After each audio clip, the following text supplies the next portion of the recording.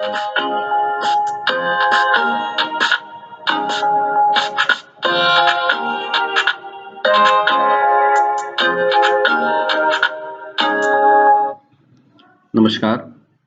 आज की इस वीडियो में हम द्विबीजपत्री पादपों के भ्रूण का विकास, डेवलपमेंट ऑफ डाइकॉट एम्ब्रायो के बारे में आवश्यक जानकारी प्राप्त करेंगे।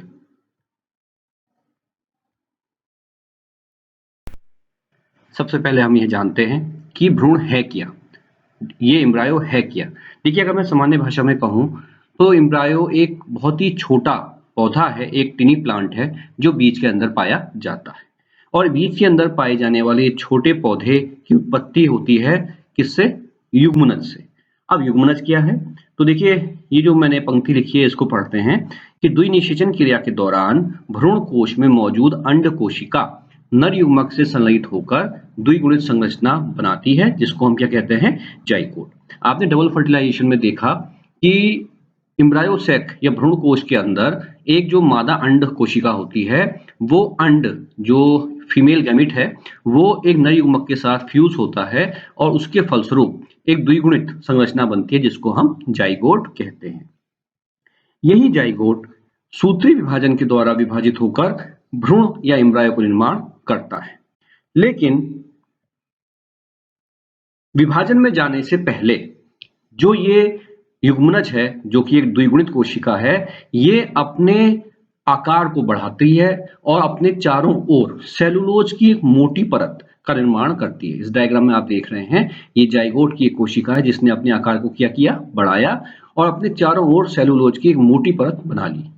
अब इसके बाद इस युग्मनज कोशिका में पहला विभाजन अनुप्रस्थ विभाजन होता है और इस विभाजन के बाद यह दो कोशिकाओं में बट जाता है। ऊपर वाली जो कोशिका होगी, जो आपकी निभाग की ओर जो कोशिका होगी, उसको हम अंतस्थ कोशिका या भ्रूणीय कोशिका कहेंगे। अंग्रेजी में कहें तो टर्मिनल सेल या एम्ब्रायोनल सेल कहेंगे। और जो नीचे की कोशिका होगी, जो बीजांड द्वार की ओर होती है, उसको हम आधारीय कोशिका या निलंबक कोशिका कहते हैं। आधारीय कोशिका को कहेंगे हम बेसल सेल और निलंबक कोशिका को क्या कहेंगे हम? Suspensor cell. अब डायग्राम में हम इसे समझने का प्रयास करते हैं। देखिए, ये जो एक युग्मनज कोशिका थी, ये माइटोटिक डिवीजन में गई और कौन सा विभाजन है? वो अनुप्रस्थ विभाजन है। और इस विभाजन के माध्यम से इसने दो कोशिकाएं बना ली। ऊपर वाली कोशिका जो येलो कलर से दिखाई गई है, इसको हम अंतस्थ कोशिका या भ्रूणीय कोशिका कहते हैं। और जो नीचे की कोशिका है, इसको हम आधारीय कोशिका या निलंबक कोशिका कहते हैं। मैंने आपसे कहा कि ये जो अंतस्थ कोशिका है, ये किस ओर की कोशिका है? ये निभाग वाली कोशिका है, निभाग की तरफ वाली कोशिका है। और जो हरे रंग की कोशिका दिखाई गई है, ये बीजांड द्वार की ओर स्थित कोशिका है। इसे समझाने के लिए मैं आपको एक छोटा सा डायग्राम के माध्यम से बताऊं। देखिए, मान लीजिए आपका ये जो संरचना है, ये भ्रूण कोश है और इस भ्रूण कोश के बाहर आपका इस प्रकार से आपने देखा होगा बीजांड की संरचना में, ये बीजांड की क्या है? आवरण है। और इस बीजांड आवरण में डायग्राम के माध्यम से मैं आपको थोड़ा सा बताऊं, ये मान लीजिए बीजांड आवरण है। अब यहाँ पे अगर आप देखें इस डायग्राम में, तो यहाँ पे ये युग्मनज पाया जाएगा, ये जाइगोट पाया जाएगा। तो जैसा अभी आपको बताया गया कि जाइगोट में जो पहला विभाजन होता है वो कैसा होता है? अनुप्रस्थ विभाजन होता है। अब देखिए, ये विभाजन हो गया और आपकी दो कोशिकाएं बन गई। इस बीजांड में जो ये वाला भाग है, इस वाले भाग को हम क्या नाम देते हैं? इस वाले भाग को हम कहते हैं निभाग। और बीजांड में जो नीचे वाला स्थान देख रहे हैं, ये वाला, इसको हम कहते हैं बीजांड द्वार। तो ये जो आपका युग्मनज डिवाइड हुआ अनुप्रस्थ विभाजन से, इसमें जो ऊपर की कोशिका है, ये कोशिका निभाग की ओर की कोशिका, तो इसको हमने क्या कहा? अंतस्थ कोशिका। और जो नीचे वाली कोशिका, ये वाली जो बीजांड द्वार की ओर है, इस कोशिका को हमने क्या कहा? आधारीय कोशिका। तो ये ध्यान हमको रखना है कि निभाग की ओर जो कोशिका होगी, कैलिजा की ओर जो कोशिका होगी, वो अंतस्थ कोशिका कहलाएगी। और जो नीचे बीजांड द्वार की ओर जो कोशिका होगी, उसको क्या कहेंगे हम? आधारीय कोशिका। अब आगे क्या होता है? देखिए, अब आधारीय कोशिका में एक अनुप्रस्थ और अंतस्थ कोशिका में एक अनुदैर्ध्य विभाजन होने से टी आकार की संरचना बनती है, जिसमें कुल 4 कोशिकाएं होती हैं। अब देखिए, अब अंतस्थ कोशिका और आधारीय कोशिका, इन दोनों में एक एक विभाजन एक साथ होता है। जो आपकी अंतस्थ कोशिका है, जो ये ऊपर वाली कोशिका है, इस कोशिका में जो विभाजन होता है वो कैसे विभाजन होता है? अनुदैर्ध्य। कैसा विभाजन होता है? अनुदैर्ध्य। आप डायग्राम में देखिए इस प्रकार से विभाजन होगा। और जो आपकी आधारीय कोशिका है, इसमें कैसा विभाजन होता है? अनुप्रस्थ। ये देखिए इस प्रकार से। तो अगर आप डायग्राम में देखें तो इस विभाजन के फलस्वरूप आपकी कितनी कोशिकाएं बन गई हैं? 4 कोशिकाएं बन गई हैं। 2 पीले रंग की अंतस्थ कोशिका और 2 हरे रंग की आधारीय कोशिका। डायग्राम से इसको समझते हैं। ये देखिए डायग्राम में आप देखिए पीली कोशिका जो थी जिसको हमने अंतस्थ या भ्रूणीय कोशिका कहा, इसमें कैसा विभाजन हुआ था? अनुदैर्ध्य विभाजन हुआ था, जिससे कितनी 2 कोशिकाएं बन गई? 2 अंतस्थ कोशिकाएं बन गई। नीचे की जो हरी कोशिका थी आधारीय कोशिका, इसमें कैसा विभाजन हुआ? अनुप्रस्थ विभाजन हुआ। और कितनी कोशिकाएं बन गई? 2 कोशिकाएं बन गई, जिसको क्या कहा हमने? आधारीय या निलंबक कोशिका। इस समय ये 4 कोशिकीय संरचना है जो आपको अंग्रेजी के टी के आकार की दिखाई देती है। अगर आप देखें तो अंग्रेजी का टी भी आपको इसी प्रकार का होता है। तो ये जो संरचना बनी आपकी बिल्कुल कैसी बनी है? अंग्रेजी के टी के आकार की। अगर मैं इसे दिखाऊं, आप देखिए बिल्कुल अंग्रेजी के टी के आकार की ये संरचना होगी, इसलिए हम इसको क्या कहते हैं? 4 कोशिकीय टी शेप्ड संरचना कहते हैं। अब बात करते हैं कि 4 कोशिकीय जो टी शेप्ड संरचना थी, अब उसमें आगे क्या होता है? तो देखिए जो टी शेप्ड आकार की संरचना बनी थी, उसमें जो निलंबक कोशिकाएं थी या जो आधारीय कोशिकाएं थी, उनमें कई अनुप्रस्थ विभाजन होने से 6 से 10 कोशिकाओं की एक संरचना बनती है, जिसको हम निलंबक या सस्पेंसर कहते हैं। आप अगर इस डायग्राम में देखें तो जो नीचे की 2 कोशिकाएं आपको ग्रीन कलर से दिखाई दे रही हैं, ये 2 कोशिकाएं हैं क्या आपकी? आधारीय कोशिका या निलंबक कोशिका। इन 2 कोशिकाओं में कई अनुप्रस्थ विभाजन होने से 6 से 10 कोशिकाएं बनती हैं, जिसको क्या कहते हैं हम? निलंबक। अब डायग्राम से मैं आपको दिखाऊं, आप डायग्राम में देखिए ये जो आपकी कोशिकाएं थी हरी रंग की जिनको दिखाया गया था, ये कोशिका और ये 2 कोशिका, इन 2 कोशिकाओं में कैसा विभाजन होता है? लगातार कई अनुप्रस्थ विभाजन होते हैं और जिनसे कितनी कोशिकाएं बनी आपकी? 6 से 10 कोशिकाएं बनी, जिनको हमने क्या कहा था? निलंबक। अब आप इस डायग्राम में देखें, ये देखिए ये वाली जो कोशिकाएं हैं आपकी, ये सारी की सारी कोशिकाएं, इनको हम कहते हैं क्या? निलंबक। इसमें कलर मैंने चेंज करा है, लेकिन आप समझ लीजिए कि ये जो आधारीय कोशिका थी, इस कोशिका ने जब 6 से कई अनुप्रस्थ विभाजन किए, तो आपकी जो ये संरचना बन गई है आपकी 6 से 10 कोशिकाओं के, इसको हम क्या कहते हैं? निलंबक कहते हैं। अब इस निलंबक के बारे में थोड़ा जान लेते हैं। निलंबक की जो सबसे निचली कोशिका होती है, वो फूलकर पुटिका या हॉस्टोरियल सेल का निर्माण करती है, जबकि सबसे ऊपर की जो कोशिका होती है, उसको हम अधस्फीतिका या हाइपोफाइसिस सेल कहते हैं। देखिए अगर आप इस निलंबक को देखें, तो इस निलंबक में सबसे नीचे की ये जो कोशिका है, ये फूली हुई है, एक गोले के आकार की संरचना है, जिसको हम पुटिका कोशिका या वेसिक्यूलर सेल या हॉस्टोरियल सेल भी कहते हैं। जबकि सबसे ऊपर की जो कोशिका है इस सस्पेंसर की, इस कोशिका को हम नाम देते हैं क्या? अधस्फीतिका या हाइपोफाइसिस सेल। यह निलंबक भ्रूणीय कोशिकाओं को भ्रूण कोश के मध्य धकेलने का काम करता है। देखिए ये जो सस्पेंसर है, ये बहुत ही इंपॉर्टेंट है और इसका एक सबसे महत्वपूर्ण काम क्या है? शुरू में आपने देखा है कि वह 2 कोशिकाएं थी, तो इस कोशिका को अगर आप देखें तो ये जो ऊपर का भाग है, जिसको हमने भ्रूणीय कोशिका कहा, एक्चुअली इसी से भ्रूण का निर्माण होता है। जो मुख्यतः भ्रूण की बॉडी बनती है, वो इन्हीं कोशिकाओं से बनती है। तो ये जो आधारीय कोशिकाएं हैं, जब ये अनुप्रस्थ विभाजन से विभाजित होकर निलंबक बनाती हैं, तो आप देखिए एक बहुत बड़ी एक श्रृंखला बनी, जिसको हमने निलंबक कहा। तो इस निलंबक का मेन काम क्या होता है कि ये जो भ्रूणीय कोशिकाएं हैं, इनको बीजांड काय के सेंटर में ट्रांसफर कर दिया जाए। इनको बीजांड द्वार से हटाकर बीजांड काय की ओर क्या कर दिया जाए? ट्रांसफर कर दिया जाए, ताकि ये भ्रूणपोष से पोषण को ले सकें। क्योंकि अगर बीजांड द्वार की ओर रहेंगी तो इस बढ़ते हुए भ्रूण को पोषण नहीं मिलेगा। तो ये निलंबक क्या करता है? इस भ्रूण कोशिकाओं को धकेलता है बीजांड काय के अंदर, ताकि ये भ्रूणपोष या एंडोस्पर्म के संपर्क में आ सके। अब डायग्राम में आप देखिए ये पूरा स्ट्रक्चर आपका बीजांड का है और बीजांड में आप देखिए ये जो लाल रंग से संरचना दिखाई गई, ये क्या है? आपकी भ्रूणपोष है एंडोस्पर्म में, जो एक पोषक स्तर है। और ये जो संरचना आपकी बन रही है, ये संरचना कहाँ बन रही है? आपकी बीजांड द्वार की ओर। ये बीजांड द्वार है, बीजांड द्वार की ओर। तो ये जो आपका सस्पेंसर बना, डायग्राम में अगर आप देखें तो ये जो आपका सस्पेंसर बना है, ये वाला, ये सस्पेंसर क्या कोशिश करता है कि ये जो भ्रूणीय कोशिकाएं हैं, इनको ऊपर की ओर ढकेला जाए, ताकि ये कहां सेटल हो जाएं? इस भ्रूणपोष के अंदर, ताकि इनको क्या मिल सके? पोषण मिल सके। तो ये हमें ध्यान रखना है कि सस्पेंसर का पहला काम क्या है कि भ्रूणीय कोशिकाओं को भ्रूणपोष के मध्य की ओर ढकेलती हैं, ताकि इनको पोषण मिल सके। अब इनकी जो पुटिका या चूषक कोशिकाएं हैं, जो नीचे की आप देख रहे हैं ये वेसिकुलर सेल, इसका काम क्या है? देखिए ये हॉस्टोरिया का काम करते हैं, चूषक का काम करती हैं और बीजांडकाय से पोषण को अवशोषित करके बढ़ते हुए भ्रूण को पोषण पहुंचाती हैं। तो ये जो वेसिक्युलर कोशिका है, पुटिका कोशिका, इसका नाम ही हॉस्टोरियल सेल है और हॉस्टोरिया का मतलब होता है चूषक कोशिका, जो चूसने का काम करती है। तो ये जो पुटिका सेल होती है, ये इस बीजांडकाय से पोषण को अवशोषित करती है और इस बढ़ते हुए भ्रूण को देने का काम करती है। ठीक इसी बीच अंतस्थ कोशिका में भी एक अनुप्रस्थ विभाजन होने से 4 कोशिकाएं बनती हैं, अतः अब 4 भ्रूणीय कोशिकाएं बन जाती हैं, जिसे हम क्वाड्रेंट कहते हैं। देखिए अभी मैंने आपको बताया कि ये जो आधारीय कोशिकाएं, इसमें कई अनुप्रस्थ विभाजन होने से आपका क्या बना? सस्पेंसर बना। लेकिन अभी इस डायग्राम के हिसाब से अगर हम चलेंगे तो इस समय हमारी अंतस्थ कोशिकाएं कितनी हैं? 2 ही हैं। तो ये जो 2 कोशिकाएं हैं, अब इनमें एक अनुप्रस्थ विभाजन होता है जिसके फलस्वरूप कितनी कोशिकाएं बनती हैं? 4। तो आप ये देख लीजिए डायग्राम में कि ये जो 2 कोशिकाएं थी, अब इसमें एक अनुप्रस्थ विभाजन हुआ, इसके फलस्वरूप कितनी कोशिकाएं बन गई आपकी? 4। 1 2 3 और 4। 4 बन गई आपकी क्या? भ्रूणीय कोशिकाएं। तो ये जो 4 कोशिकाएं बनी, ये यहाँ पे आपको दिखाई दे रहा है इस प्रकार से। आपका देखिए यहाँ पे कितनी कोशिकाएं बन गई आपकी? ये आपकी यहाँ पे भी कितनी कोशिकाएं बन गई भ्रूणीय? 4 कोशिकाएं बन गई। 1 कोशिका ये हो गई, 2 कोशिका आपकी ये हो गई, 3 कोशिका आपकी ये हो गई और 4 कोशिका आपकी ये हो गई। तो यहाँ हमको ये बात ध्यान देनी है कि आधारीय कोशिका में कई विभाजन हुए, जिससे क्या बना? सस्पेंसर बना, निलंबक बना। और भ्रूणीय कोशिका में भी एक अनुप्रस्थ विभाजन हुआ, जिससे कितनी भ्रूणीय कोशिकाएं बन गई? 4।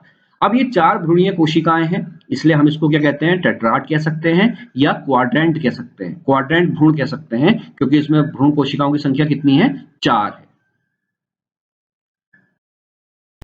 देखिए जो 4 भ्रूणीय कोशिका वाला स्ट्रक्चर था, जिसको हमने क्वाड्रेंट कहा, अब इसमें आगे क्या होता है?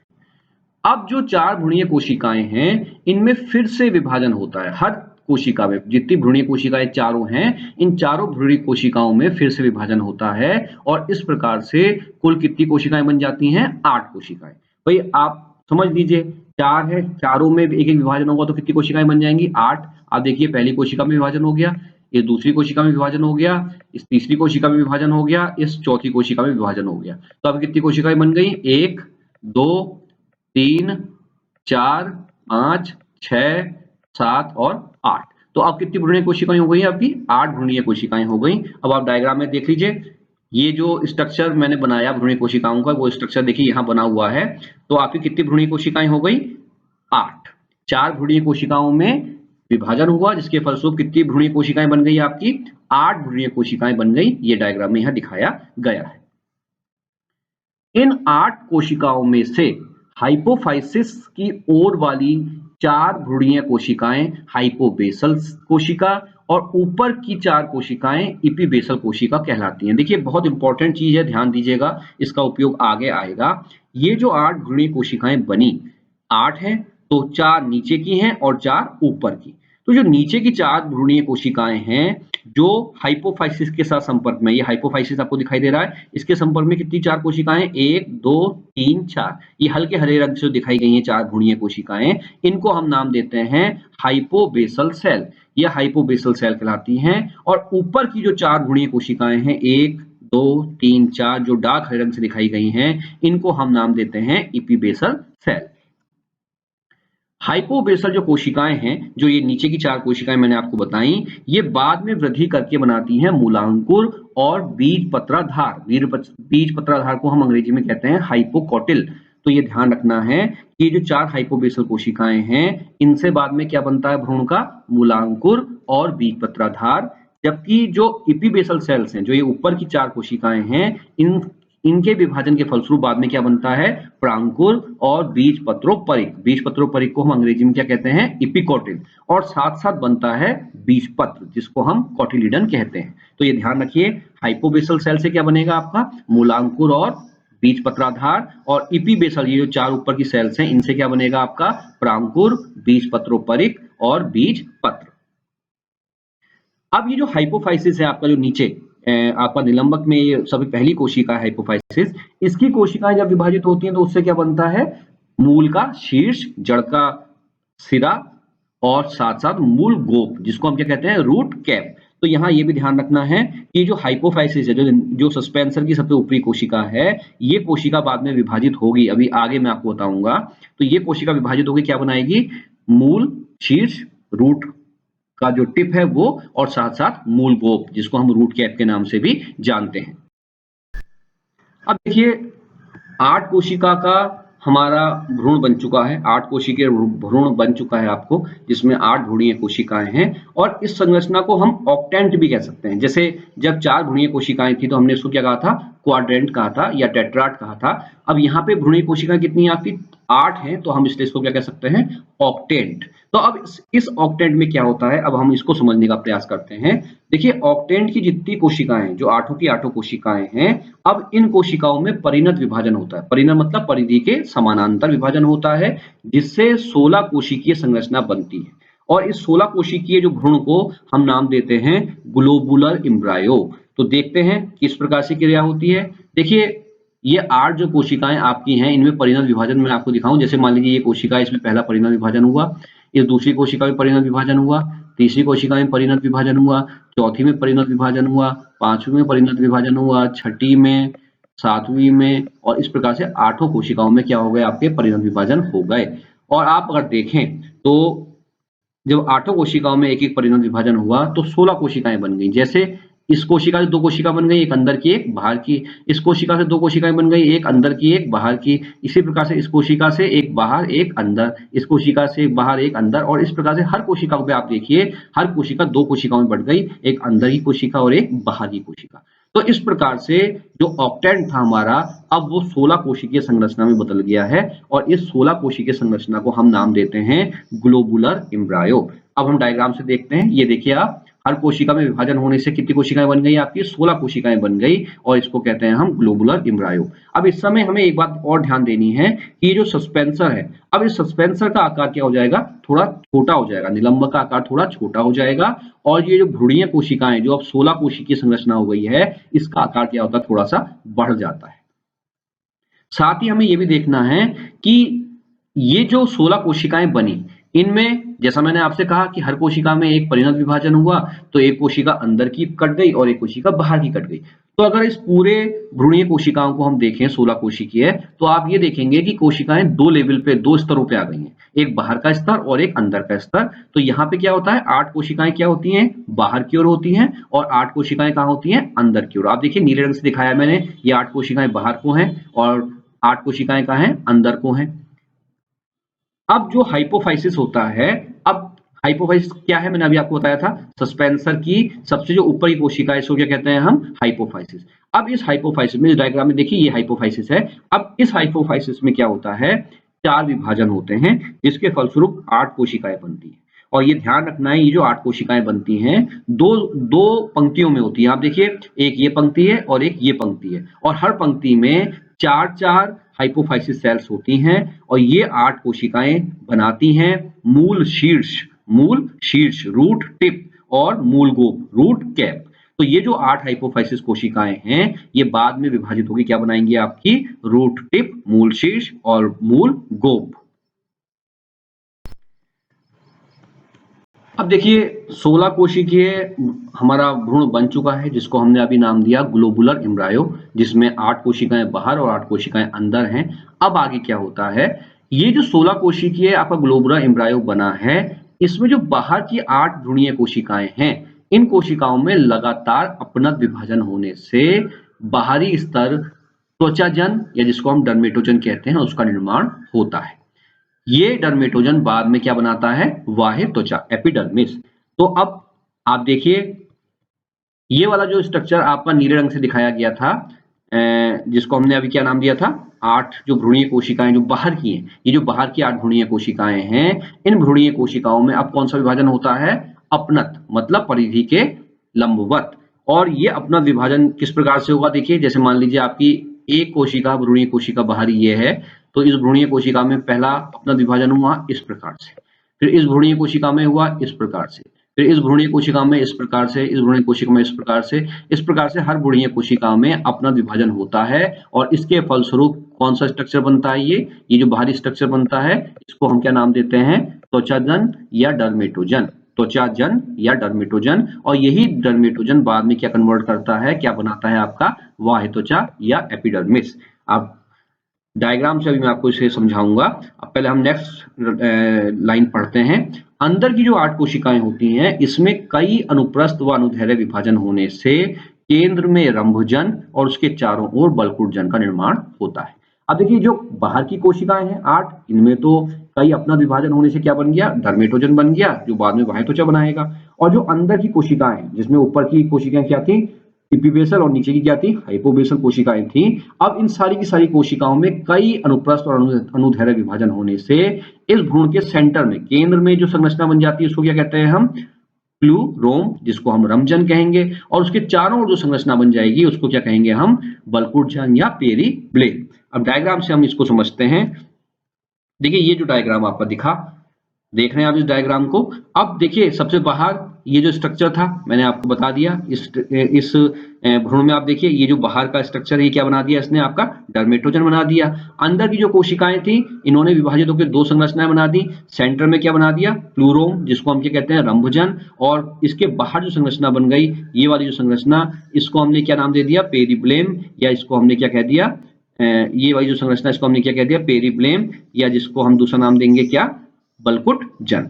तो यहाँ पे ये 16 कोशिकीय जो भ्रूण था उससे आपके 3 स्तरों का निर्माण होना शुरू हो गया। सबसे बाहर डर्मेटोजन, फिर उसके बाद बलकुटजन, और उसके बाद रंध्रजन।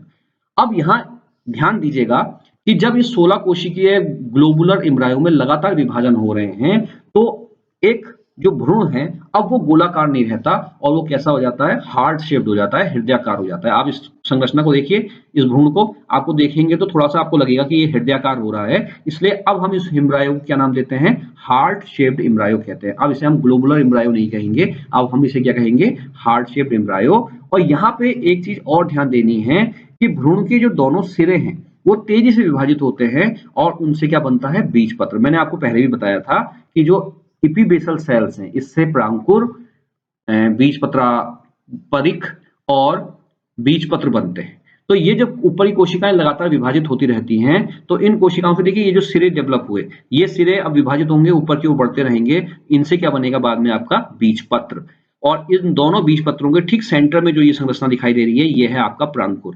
तो यहाँ हमें ध्यान देना है कि ग्लोबुलर एम्ब्रायो में जब विभाजन होते हैं 3 स्तर बनते हैं। सबसे बाहरी स्तर को क्या कहते हैं हम, डर्मेटोजन, उसके बाद वाले स्तर को क्या कहते हैं हम, बलकुटजन, और सबसे अंदर वाले स्तर को कहते हैं रंध्रजन। ऊपर हार्ट शेप जो आपका एम्ब्रायो है इसमें जो ऊपर की कोशिकाएं लगातार विभाजित होकर बाद में क्या बनाती है, कोटिलिडन, और जिन कोटिलिडन के ठीक सेंटर में मिलता है आपको क्या, प्लूमूल या प्रांकुर। अब यहाँ एक बात मैं आपको और बता दूं, ये जो रंध्रजन बनेगा ये रंध्रजन बाद में क्या बनाएगा, संवहन बंडल। और जो बलकुटजन बनेगा इससे क्या डेवलप होगा बाद में, जो आपका भ्रूण है उसका बलकुट। तो ये ध्यान रखिएगा, डर्मेटोजन से क्या बन जाएगी, बाह्य त्वचा, रंध्रजन से क्या बन जाएगा, स्टील रंभ, या जिसको हम संवहन बंडल कहेंगे, और उसके बाहर बलकुटजन से क्या बन जाएगा, बलकुट। अब देखिए एक विकसित भ्रूण का डायग्राम यहां मैंने आपको दिखाया है, जिसको हम टर्पीडो या मैच्योर एम्ब्रायो के नाम से भी जानते हैं। हार्ट शेप्ड एम्ब्रायो जो है जब वो विकसित हो जाता है तो ये शेप ले लेता है, जिसको हम क्या कहते हैं, टर्पीडो या मैच्योर एम्ब्रायो। अब इस मैच्योर एम्ब्रायो के बारे में हम थोड़ा सा ध्यान दे लेते हैं कि इसमें जब डेवलपमेंट होता है तो इसका आगे विकास क्या होगा।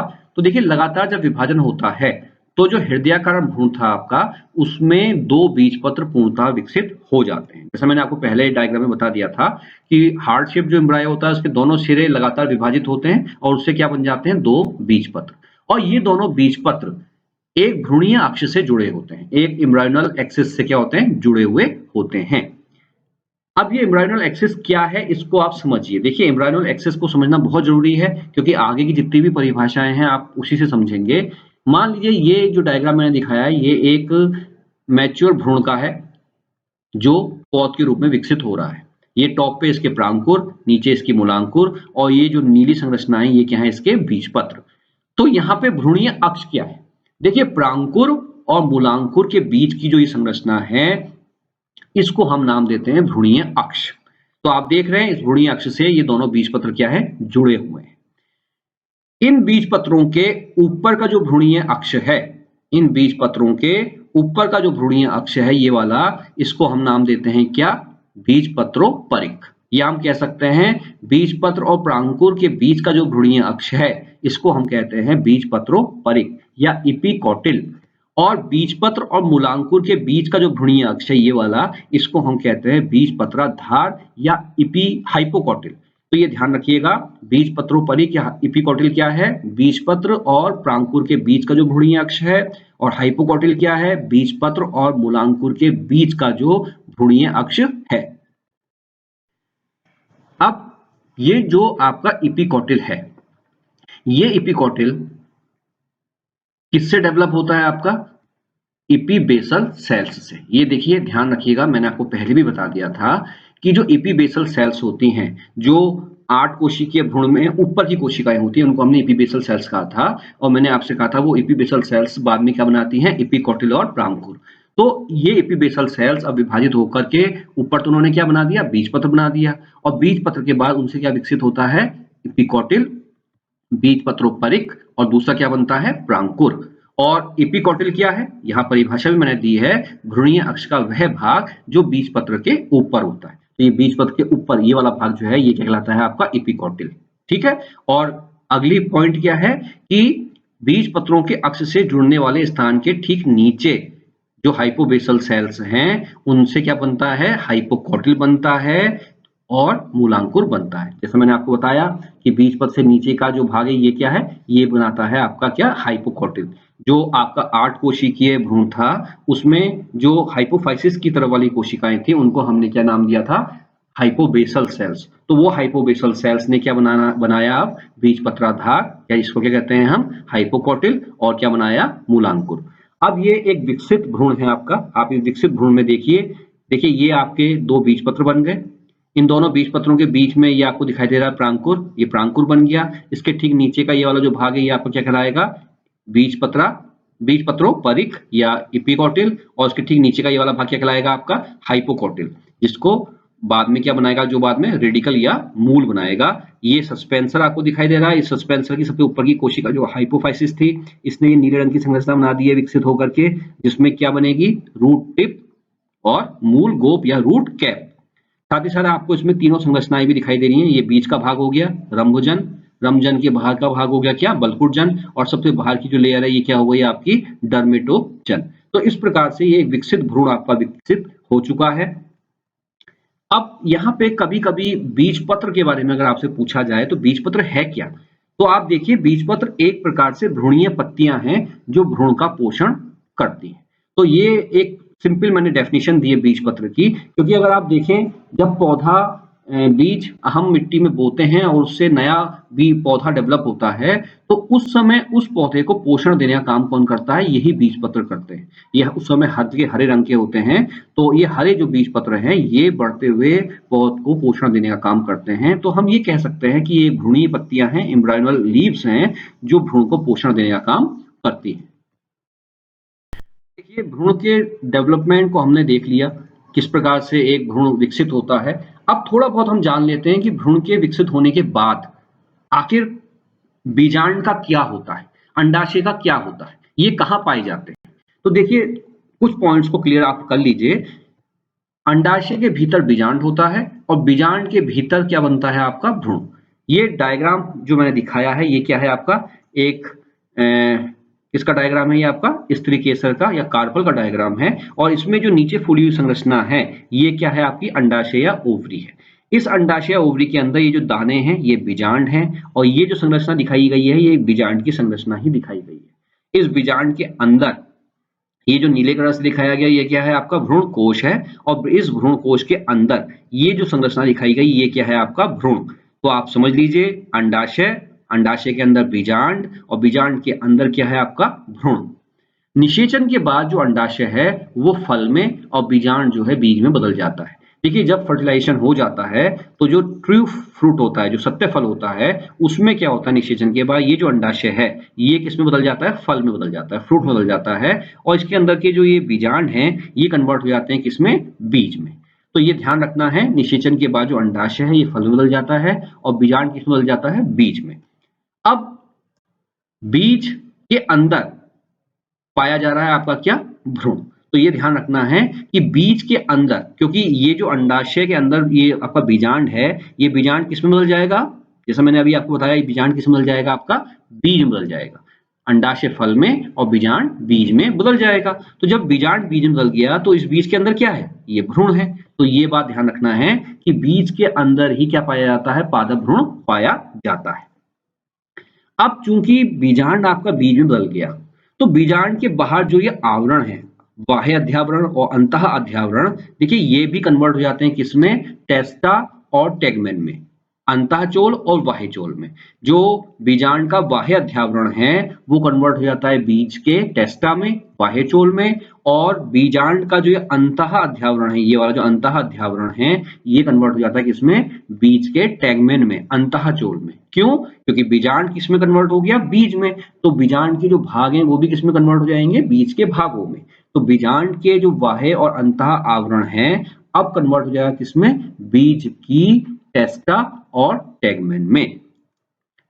अब यहां हमें यह भी ध्यान देना है कि इस क्रिया के बाद ये जो आपका सस्पेंसर है, अब इसका काम खत्म हो चुका है, ये भी नष्ट हो जाएगा, केवल भ्रूण बचेगा। सस्पेंसर पूरा पूरा क्या हो जाएगा? आपका नष्ट हो जाएगा। इस प्रांकुर से क्या बन जाएगा? पत्तियां और तना, और मूलांकुर से क्या बन जाएगी? जड़ या मूल। ये जो परिवर्तन हमने पढ़ा, जो हमने डेवलपमेंट पढ़ा एम्ब्रायो का, देखिए ये सबसे सिंपल डेवलपमेंट है एक डाइकोट पौधे का। और ये किसमें हमने पढ़ा है? क्रूसीफेरी कुल के सदस्य कैप्सेला बुर्सा पेस्टोरिस में। तो ये भी हमें ध्यान रखना है कि ये जो हमने डाइकोट एम्ब्रायो को डेवलपमेंट पढ़ा है, ये क्रूसीफेरी फैमिली का जो सदस्य है कैप्सेला बुर्सा पेस्टोरिस, इसमें हमने पढ़ा है, और इसे क्रूसीफेरिस टाइप का ही एम्ब्रायोनिक डेवलपमेंट कहते हैं।